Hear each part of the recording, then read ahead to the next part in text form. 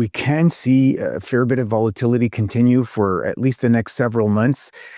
But I personally would expect to see volatility within a certain range. So, give or take, I think we could see silver to continue to move in around the 70 to 80, $85 range. And so anything I feel on the lower end of that range, or perhaps even slightly below, makes for an excellent buy level. If somebody does not already own, I think that it makes sense to accumulate somewhere within that range as well. So yes, I think volatility is going to be here for a while, and investors can use that to their advantage. So I'll be honest, I don't really follow what is happening too much on the futures side.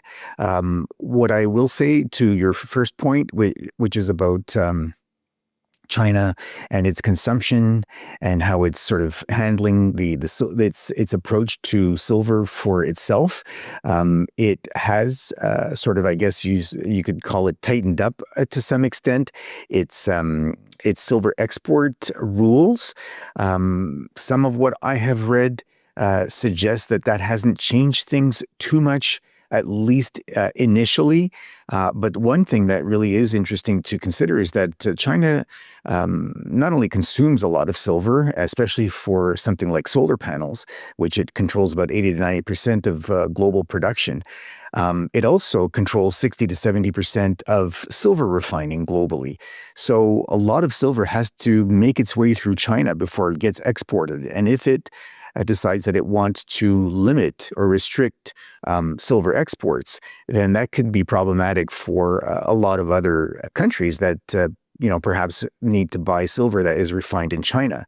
And I think that's one of the reasons that we're seeing things like the U.S. having added silver to its critical minerals list. The U.S. planning a $2.5 billion strategic minerals reserve.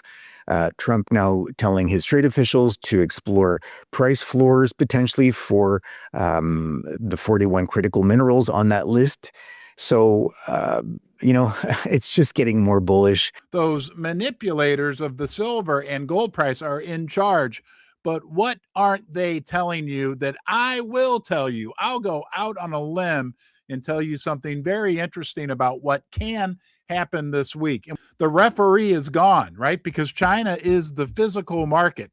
So now it's all in the hands of the paper market, the LBMA, the COMEX, the anchor, that the physical anchor for the price of silver and gold are going to be temporarily gone. The sky is falling.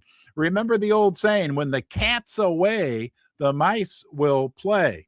Okay, so it's going to be interesting to see how this plays out. We're not going to give too much credence on what's happening just right now. We are early. The market's only been open for 20 minutes, but I'm going to tell you what I believe is going to happen, and this is what they're not telling you. I think 1 week from now, we got a pretty good shot that we're going to be sitting here with a higher silver price. Now, don't make any financial decisions based upon that proclamation. But have you ever noticed in the past, everybody's talking about how China's closed and the COMEX and the LBMA, and they're right. Okay, they're right. But I've been around long enough. And have you realized, have you witnessed this as well, that when everybody is anticipating that something is going to happen, in particular in any type of financial market, oftentimes the opposite happens. So I'll go out on a limb, right? Like, I'm not making a bet. I'm not putting a ton of money into this, but I think that it's very likely that 1 week from tonight on Sunday, what would that be? The 22nd of February, that we're actually going to have a higher silver price. It's not out of the question, guys. And because what happens is people front run, right? The markets are based on expectations. So last week, right, in the last 2 weeks, when everybody expected that, the COMEX and the LBMA are going to smash the silver price, they already made their bets, okay? I'm telling you.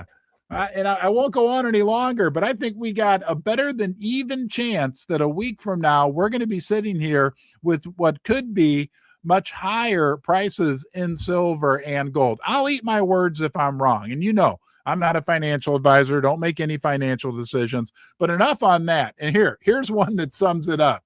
Is this how you're starting to feel? Let's say goodbye to Nick Ward. Thank you, Nick, for that awesome commentary. But here we go. This, I think, sums it up from Silver Degen. It says, did you know the price goes down this week? Right? Like everybody's talking about it. And there's this guy. This is from a famous movie. Hold on. Am I sharing? Yes, I am. Sorry. A famous movie. He's got a gun to the other guy saying, and he says, if you say China is on vacation one more time, I dare you. So we'll see how this whole plays out. It's going to be super interesting. But what about Elon Musk? What did Elon Musk say? And I've got two things that nobody talks about when it comes to solar demand. But what did Elon Musk say about solar demand? And what data can we look at that we know demand for silver is going to continue to absolutely skyrocket? Let's go out here and take a look at this one. Elon had a very simple, powerful tweet. Solar will utterly dominate. Okay, up there we go. Solar will utterly dominate future electricity production. He was talking about this from Katie Miller. She says solar, and guys, when you think, hold on, I got to look at you. I apologize. I apologize. I'm sorry. I forgot to tell you this. When you think solar, you think silver. Okay. And when you look at the word solar and you look at the word silver, right? They start with S, they end with R, and they got an L in the middle. And there's just a couple letters you got to mix up. Solar and silver are like the same darn thing. When you drive by one of those solar farms and you're on the highway and you see hundreds and thousands of solar panels, don't look at them as solar panels. Look at those as little silver bars, like as far as the eye can see. All right, so we're going to start with silver, and we're going to start with no trend lines whatsoever. I want to show you how I come up with the trend lines, so this video is both educational and insightful. All right, so number one, what we see here is this massive reversal red candle, right? And obviously from that point, we've been chopping. Now, what you can see is when we dipped down here, and then we dipped here, we went lower, but look at the body of the candle, how it was essentially at this low. In addition, look at how you have all of these bodies right here. The bodies, again, are the red or the green portion versus this would be called the tail, and the upper end is called the wick, right? So again, identifying the different parts of a candlestick is exceptionally important to understand. All right, so the first thing I'm seeing here is that we have a support zone on the chart on silver right down here. And it's essentially between $70 and $71. And we can really see it beautifully here. Here you had this kind of grind higher early in the bull run, the latest bull run. Then you kind of flatlined, and then you took off to the upside, right? And this was really euphoria coming in, and then the wipeout of leverage and euphoria. Notice again, comes down, hits, bounces, comes down, pierces, but then holds as a body and bounces. That tells us we have major support there. So let's go here and put this in support at $71 to $70. All right. So number one, we've just identified near-term support. Now let's look at the resistance zone. So resistance, we can see we went up as high as this area, which is interesting because it's right up here, right? Flat top. And then you can see how we got above it, but the bodies were right in that range. All right. So what this tells me is that essentially we have a support zone right here. All right. Basically $91 to $92 per ounce. And maybe even around 92 to 93 if we do it accurately. So let's put this in as resistance. So resistance 93 to 92, right? $92 per ounce. Now, what we've done here is identified where resistance is going to be, where if price is going to reattain the all-time highs, we have to break through this. Okay, just like if you're going to see price break support, it needs to break $70 to $71, and then it can have that bigger fall to the downside. So essentially what we're seeing here is that on silver, you've had the big flush out. Now we're trading up, down, up, down, up, down. Essentially we're range bound between $70 and $71 and $93 and $92. So that's important. And the reason why that's important is that these ups and down moves, like last Thursday, there was a 10 to 11% drop on silver. And a lot of people would get scared at that. But if you know the range, you know that that's actually within the range. It doesn't really matter. All right. Just like if we go up 10% on Monday or Tuesday or Wednesday or any day, as long as we're below that $93, $92 level, it doesn't really matter. It's range bound trading. Okay. So now the next thing to look at here is the fact that we have a bigger formation here, right? So you have the big fall here. We go all the way down. And then you look at this pattern formation.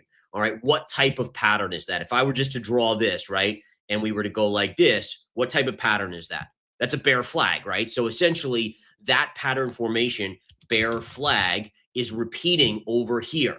Now, what that tells us is that assuming we stay in this range, let's say for the next week or two, at some point, the odds are starting to stack that you're going to see a down move in the price of silver. To wrap this up, let's cut through the noise and look at the hard reality of what we just witnessed. We are currently seeing a dangerous divergence between the paper price, managed on the COMEX, and the physical reality of the global supply chain. Gareth Soloway's technical analysis is sober and undeniable. The charts are painting a bear flag formation, and the probability of testing the $70 support level is high. If you are a short-term trader, ignoring this technical setup is financial suicide. However, if you are a long-term value stalker, you must look at what Peter Krauth and Ron just exposed. The market is currently pricing silver as if it were a speculative tech stock, ignoring the fact that it is an industrial necessity with inelastic supply. Remember Krauth's point: silver is a byproduct. Miners cannot simply turn on the taps to meet rising prices because they are mining for copper and zinc, not silver. When you combine this rigid supply with the exponential demand from the solar sector, which Elon Musk correctly identified as the dominant future energy source, you realize that a price drop to $70 is not a sign of value destruction, but a gift of liquidity. My personal take is this: the current volatility is a feature, not a bug, designed to shake out weak hands before the true scarcity kicks in. The fact that China controls over 60% of the refining capacity means the West is losing control of the physical pricing mechanism. While the paper markets play games during the Chinese New Year holidays, the industrial consumption clock keeps ticking. If we break $70, do not panic. Use the levels Soloway provided, $54 to $60, as aggressive accumulation zones. We are likely in the final stages of a consolidation phase before the physical shortages force the paper market to capitulate. Watch the $70 level like a hawk this week. If it holds, the trap has failed. If it breaks, we get one last chance to buy cheap before the solar singularity consumes the available float. Stay liquid, stay rational, and I'll see you on the next hunt.